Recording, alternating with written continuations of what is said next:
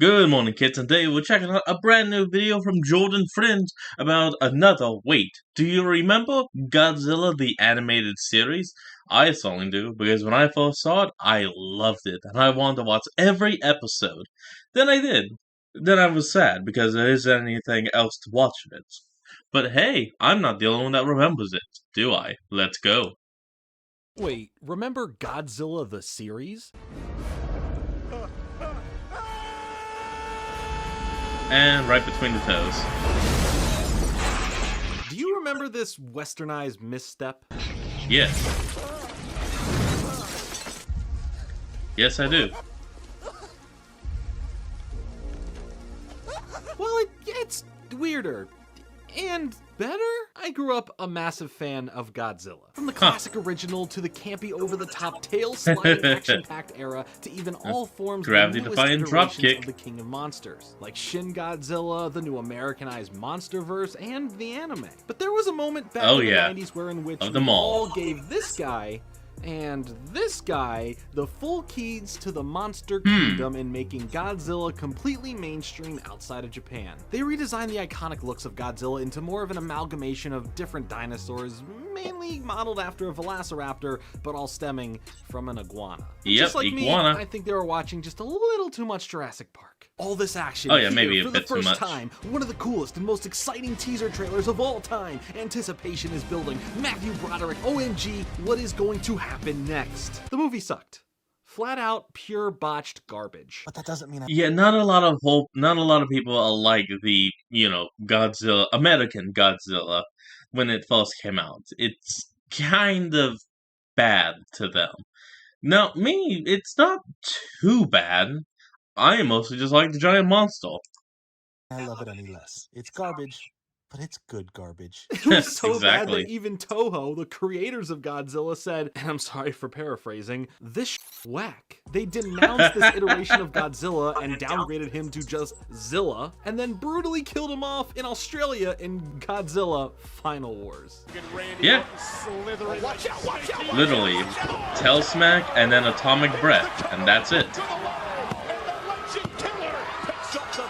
Damn, now that's what I call passive-aggressive. Now, I'm not gonna lie, when I was a kid, Funny. I ate this movie up. Like, I legitimately and honestly loved the movie as a kid. Look, here's a picture of me dressed up as Godzilla. Yes, the 1998 Roland Emmerich Godzilla for Halloween the same year. It wasn't until some years later that I would eventually grow up more with all the better Godzilla movies and see the error of my ways. When I was younger, I actually had like this chapstick. They did a promotion with chapstick that actually had a little Godzilla figure that curled around the chapstick as like a little holder. And I remember no one cares. No one cares about chapstick. But after all is said and done, the film was not well received. But nearly 4 months after the film hit theaters, the film got a sequel. It just wasn't a movie. Godzilla the series. This was legitimately the sequel to Godzilla following the aftermath of the film. Dr. It's Satopolis. Is back and now he teams up with Godzilla to save the day. That is not a joke. Correction, the son of the American Godzilla. Please stay with me. Let me explain, and it'll all make sense. Welcome back to the 25 Days of Fringemas, where there's going to be brand... Wait. Double Fringemas. Okay, I thought it was about to be an ad. 25 videos this year? Look at you. You look silly. But I'm here to fix that because I'm going to give you not only 25 videos, but I'm giving you 50 videos. I have 2 channels. That's 2 Fringemasses. Each day there'll be a brand new video on both channels for 25 days. I haven't slept in months. Enjoy the content. Or don't. In the movie, Godzilla laid a lot of eggs in which the majority of them hatched, and all of those baby Zillas were killed in an explosion. But there was a little stinger at the end that showed one final egg. This is the only surviving offspring of Godzilla, or Zilla. Fast forward to the show, and the egg hatches and sees Dr. Nick Papadopoulos and instantly builds a bond as when a newborn animal sees their mother for the first time. But Godzilla ain't the only weird monster in town. The world now has a bunch of new weird creatures to stop from causing mayhem. To do this, Dr. Nico Topopopoulos became the leader of the Humanitarian Environmental Analysis Team, or HEAT for short. So a group of fun characters, a giant monster that acts like a dog, weird creatures to investigate. Yeah, this was basically Scooby-Doo. And that's not a bad thing. Yeah, I kinda. love Scooby-Doo, specifically a pup named Scooby-Doo. Anyway, the show ran on Fox in the US and lasted 40 episodes over 2 seasons, and plus in season 1 there was this 3-part mini arc titled Monster Wars. Yeah, you probably played the Game Boy based on that. Oh, look at that. Never even knew that existed. Actually, I can see why you forgot about that one. But the thing that set it apart from the movie was one simple difference. It was pretty enjoyable. It was good. It was great. You should watch Godzilla. Why? Oh, we got an ad. That's what's going on. Be right back. And we're back. Oh. No reason. But for real, the movie tried to be serious, but it had too much ridiculousness in it that it didn't fully embrace it. It just kind of turned it into a tonal mess. The show took this ridiculous factor and made it work by knowing what it was and playing to those strengths. When I watch some of the classic Godzilla films, I love how not serious some of those movies are. There's a certain charm that comes from obviously knowing that people are dressing in costumes and fighting each other in various locations, or And don't forget, of course, the gravity-defying dropkick that Godzilla is known for. Like, it doesn't make sense. He just leans back on his tail and just starts sliding. He could at least use, like, his atomic breath or something, like how he tries to fly with it. Miniature cities. The show was able to take something that didn't work and made it work for the most part. Now, would I say the show was the peak of cartoon entertainment in the late 90s and early 2000s? No, clearly not.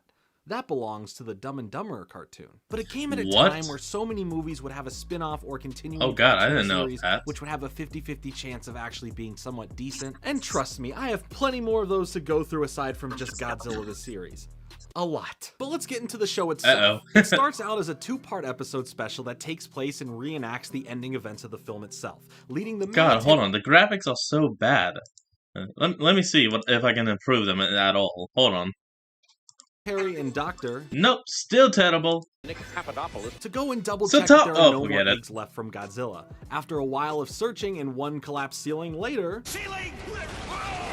Nico finds the final egg right as it hatches, and it runs away after getting spooked. Now with a giant creature on the loose, a ragtag team of environmental scientists with a need to make sure the creature doesn't do the same destruction as its parent, and a whole bunch of cartoon comedy antics. So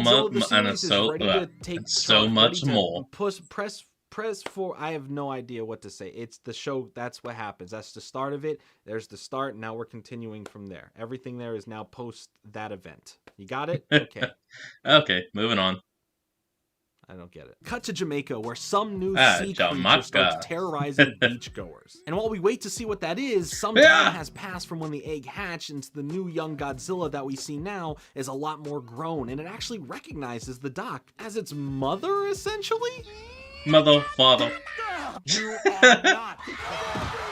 Oh my god! They even treat the new Godzilla as a dog and explain that it only hunts for necessity and has loyalty towards its quote-unquote owner. But back in Jamaica, the new sea monster attacks a search and recovery ship who was looking for the missing beachgoers. And of course, that gets blamed on Godzilla. Okay, even in the original video, and I know this is technically double recorded and all, but even in the original video, the graphics are that bad. And I'm not talking about the show, I'm talking about his video. Like, wherever he recorded these clips from, they are not good. Don't worry, buddy, I'll do my best to get you out of trouble in court. I don't have a law degree. Oh no! The military tried attacking and ambushing Godzilla as the Heat crew tried hiding him. Godzilla attacks back, causing complications between everyone, and then Godzilla ran away as to not get hurt or hurt anyone anymore. But now the whole crew wants to know what's going down in Jamaica, as well as what happened to Godzilla. So when they're down in Jamaica checking out the problem, that sea creature actually starts attacking their ship, and at the last second, crashing out of the water, Hold on, folks, we're gonna let it load. And we're back. Godzilla comes to save the day, fighting off an army of what turns out to be giant squid. But after all that, the squids may not be the real issue, as something may have drained them of their electrolytes before Godzilla even showed up. Then, arising from the sea as well, a giant mutated fish with arms-looking monster feasts on the corpse of the dried-out beach squid. Now, I think they called this thing the Kraken, but I can't remember. And then heads onto the shores of Jamaica, attacking and destroying everything in sight. Dubbed Crustaceous Rex, it mainly feeds on Crustaceous Rex. gain sustenance. It's roughly the same size as Godzilla and puts up a good fight, as this is the new young Godzilla's first real challenge ever. Godzilla puts everything he has into the fight and of course ultimately wins. Proves that while yes, he is a giant destructive monster, he ultimately wants to fight against the other monsters who bring unbalance to the world. He even helps retrieve the sunken boats from the previous attacks from the squids and Crustaceous Rex. As well as the show does a good job to show you that Godzilla is still a force of...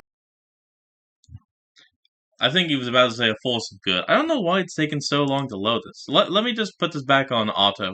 Alright, we're back. Hopefully that's good. Let's hope that it was good. While yes, it still has this dog-like mentality and will listen to anything the doc says, it's still a giant monster who has certain habits that's hard to control, and sometimes they accidentally come at a cost. While Godzilla may save the day, he still may accidentally destroy half of a city or part of a town. Take your mom out to a nice date. Gonna happen. You know what I'm saying? So, you like Godzilla?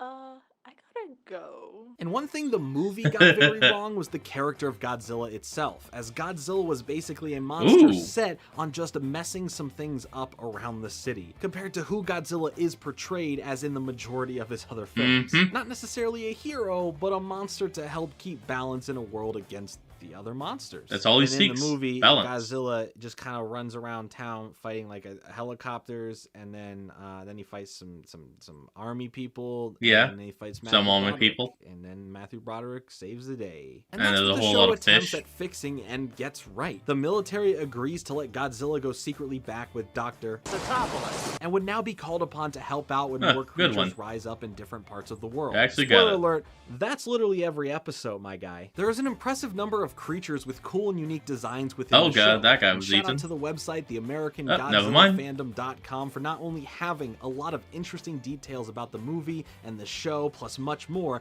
but for also being a really cool tool and learning more about the monsters themselves that appear within the show, as well as let you know about some of the canceled creatures. I want to check that out. R.I.P. Gus the Spider. The Monster Wars arc, like I mentioned earlier, was pretty cool. You have Godzilla, who still has some old tendencies buried in his natural instinct, then starts to disobey Tatopolis a bit and gets somewhat moody. Okay, not that moody. And at the same time, the Heat crew finds themselves arguing and fighting constantly to the point where Heat may split up for good. And let's not forget all of the monsters that are going to get in the way as well. And it's doing it again. There's aliens. There's always aliens. Yeah. The aliens are cool and all, but have you ever heard of Raid Shadow? I'm just kidding. I don't have sponsors. This Double Fringe Miss is brought to you by Gamersop. Now hold on, let's see. Can we just skip this? Yeah, seems like it.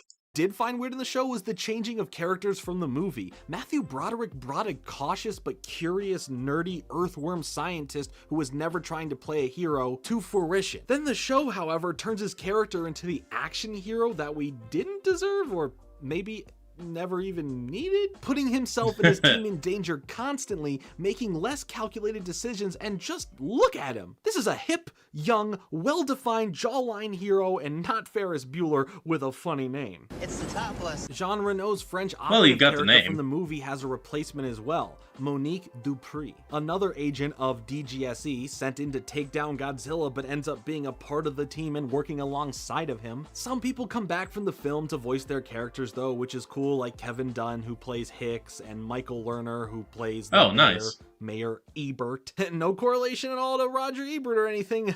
Please don't sue. The last 3 episodes of the show never aired on TV, but were on the DVD complete series box set. The final episode, Tourist Trap, isn't anything too special as far as a farewell episode. It ran accordingly to every other episode the show ever produced. Big monster attacks something, Godzilla fights it and wins, and the day is saved thanks to the Heat crew, but mostly Godzilla. Yeah. It's actually all Godzilla. Thank you, Godzilla. It's always Godzilla.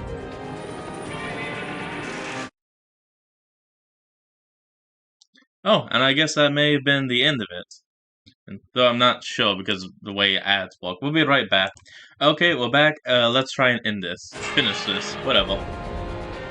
The one episode Oh, it was I on Cartoon remember and Network? hold pretty dear to my childhood was Future Shock, the season 2 premiere episode in which the team mysteriously gets thrown into the future year of 2022. Hold up a sec. I'm not prepared. Okay, now I'm prepared. The world they end up in is a destroyed I'm not prepared. wasteland I'm run prepared. by evil monsters. How does that sound familiar? Godzilla is no more in the future. He died a hero fighting off a new threat called Dragmas, which were made by scientists to basically be the perfect bioweapons. They were practically unbeatable, except when this happens. What is he doing? Oh yeah, no, that's right. He's been training for years. Was awesome. This was a fun era of animation. And by fun, I mean interesting. I find myself oddly nostalgic for shows like this. Even shows like this that I didn't even like that much or didn't have too much interest in. But there is just so much charm in Godzilla, it's hard not to have fun while watching it. And like I said earlier, it feels just like a weird alternate reality Scooby-Doo, only now Scooby-Doo is a giant building-sized monster. And I stand that can breathe Godzilla atomic the fire. series was a fun show to revisit and brought back way more memories than I could have imagined. Some good and some bad, but overall I felt something. And as humans, I think that's... Oh, come on.